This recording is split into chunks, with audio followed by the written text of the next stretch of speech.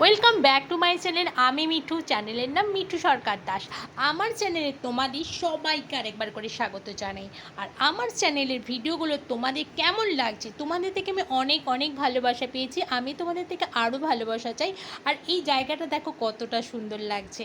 আর আজকে আর একটা ভিডিও নিয়ে এসেছি, সেটাও কিন্তু ইট সিকিমেরই ভিডিও। আর কোথায় যাচ্ছি, কি করছি, চলো সবটাই তোমাদের সঙ্গে শেয়ার করব। তোমরা তো জেনেই গেছো যে আমরা লাস্টে এসে গেছি ঋষিখোলাতে। আর ঋষিখোলায় আমরা পৌঁছেছিলাম 3:30-টের সময়। লাঞ্চ করতে করতে আমাদের বেজে গেছে 4:30। তারপরে ড্রেস চেঞ্জ করতে করতে আমরা দেখো ঋষিখোলা নদীতে গিয়েছিলাম। ওই সন্ধে হয়ে গেছে যেতে যেতে 5টার সময়। জানো, আমরা সব রেডি করেই এসেছিলাম যে আমরা শ্যুট করব শাড়ি পরে। তো দুজনে আমরা দুটো শাড়ি নিয়ে এসেছিলাম। তা শ্যুট টুট করে দেখো ওখান থেকে আমাদের ফিরতে ফিরতে প্রায় বেজে গেছে 8টা। আমরা সেখানে দেখো এসে দেখো বা সন্ধ্যে 6টার সময় আমাদের মানে সন্ধ্যের যে স্ন্যাক্সটা আছে সেটা দেবার কথা। আমরা দেরি করেছি বলে তার জন্য আমাদেরই দেরি হয়ে গেছে। আর ওদিকে ওনারা ঘরের তালা দিয়ে দেখো এদিকে বসে গেছে স্ন্যাক্স খেতে। স্ন্যাক্সের মধ্যে দিয়েছিল আমাদের পেঁয়াজ আর ডাল দিয়ে একটা পকোড়া বানিয়েছিল, আর দুধ চা। আর এই খোলা আকাশের নিচে বসে বসে আর এই স্ন্যাক্স খেতে ভীষণই ভালো লাগছিল। আর এখানকার পরিবেশ সত্যি খুব সুন্দর, ভীষণ ভালো লাগছিল।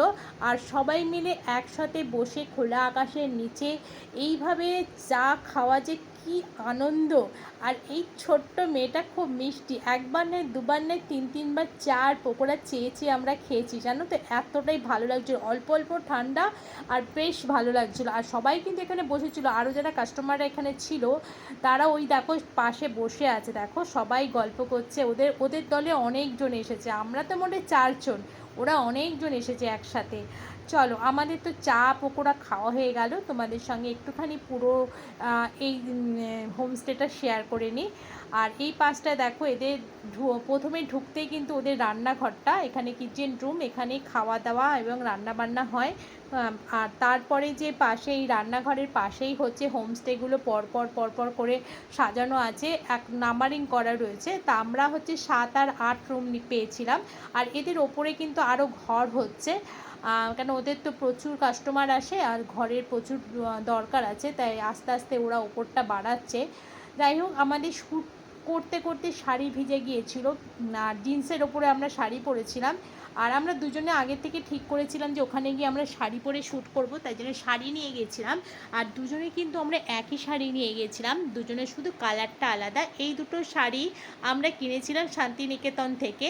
কি শাড়ি এবং কত দাম, যদি তোমরা কেউ জানতে চাও তাহলে আমাকে অবশ্যই কমেন্টের মাধ্যমে জানিও, আমি তোমাদেরকে বলে দেবো। তারপর তো শাড়ি শুকো দিয়ে এদিকে পুরো আমরা ভিডিও করব বলে আর সবাই দেখো ঘরে চলে গেছে, আর আমরা ভিডিও করছি বলে আমরা এখনও কিন্তু বাইরে রয়েছি। যেহেতু এখন বাজে হচ্ছে রাত্রি 9টা। দেখো কি সুন্দর সব গাছপালা রয়েছে, প্রচুর ফুল গাছ এখানে লাগানো আছে। আর পাহাড়ি অনেক ধরনের ফুল রয়েছে, সেই ফুলগুলোর নাম আমি অত জানিও না। ভীষণ সুন্দর সুন্দর গাছ এখানে চারিদিকে লাগানো। আর এই যে গাছগুলো লাগানো দেখছে তার নিচেই হচ্ছে ঋষিখোলা নদী। যেহেতু রাত্রিবেলা, সেহেতু ওই রাত্রেবেলা তোমাদের ঋষিখোলা নদীটা আমি এখান থেকে দেখাতে পারলাম না। এখানে এই যে পরপর যে আমাদের রুমগুলো রয়েছে, এখানে প্রত্যেকটা ঘরে কিন্তু কাস্টমার আছে। আর আমরা 7 আর 8 রুম পেয়েছিলাম। আর রুমগুলো খুব ভালো, ছিমছাম সুন্দর। তবে এখানে কিন্তু গিজার নেই, যে এখানে খুব একটা ঠান্ডা নেই, অল্প অল্প কিন্তু ঠান্ডা আছে বলে এখানে গিজারটা নেই। চলো তাহলে, আমাদের তো ভীষণ ভালো লেগেছে। তোমরা যদি কেউ আসো এখানে অবশ্যই ঋষিখোলা নদীতে এসো। আর সন্ধ্যের সময় আমরা প্রচুর শ্যুট করেছি, তার মাঝের মধ্যে আমার বরকে নিয়ে একটু শ্যুট করতে গিয়েছিলাম, তবে আমার বরমশাই একটু লজ্জা পায়। যাই হোক, তাও ওকে নিয়ে ওই যে বাঁশের সাঁকোটার মধ্যে উঠেছি। দেখো বাঁশের সাঁকোটা থেকে এপার থেকে ওপারে যাওয়া যায়, তবে আমরা এপার থেকে ওপারে যাইনি, খুব ভয় লাগছিলো, একটু নড়াচড়া করছিলো বাঁশের সাঁকোটা। ওখানে দাঁড়িয়ে দাঁড়িয়ে যদিও একটু ঢং করলাম, ঢং করে তারপরে আমরা ভাবলাম না, অনেকটা রাত্রির হয়ে যাচ্ছে, ঋষিখোলা বাড়ি ফিরতে হবে। মানে আমরা ঘুরে ঘুরে অনেকটা ঘুরে ঘুরে কিন্তু আমাদের হোমস্টেতে আসতে হবে। তা আমরা ওখান থেকে আবার একটুখানি ঢং করে তারপর আবার নিচে নেমে আসছি। চলো ততক্ষণে আমরা নামতে থাকি। আর তোমরা কিন্তু যারা নতুন বন্ধু আমার ভিডিও দেখছো এখনও সাবস্ক্রাইব করোনি, যদি ভালো লেগে থাকে ভিডিও তাহলে অবশ্যই চ্যানেলটাকে সাবস্ক্রাইব করে আমার পাশে থেকো। খুব সাবধানে নামছি, কেননা পাথরের ওপরে পা যদি ঘুরে যায় তাহলে অবস্থা খারাপ হয়ে যাবে। চলো রাতের ডিনারে বসে গেছি ঋষিখোলাতে। দেখো আজকে লাস্ট, কিন্তু আমরা আজকে ডিনার করব। চলো দেখি একবার এখানে হাই হাই করো তোমরা সবাই। 8:30 সময় ও আমরা ও দাদা, আচ্ছা আচ্ছা ঠিক আছে, চলো কি কি দিয়েছে আমাদের ডিনারে একবার দেখা যাক।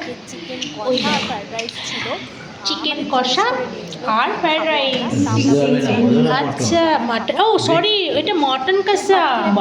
ও মটন কষা, আর কি বলো তো? মটন কষা হ্যাঁ মটন কষা আর ফ্রাইড রাইস।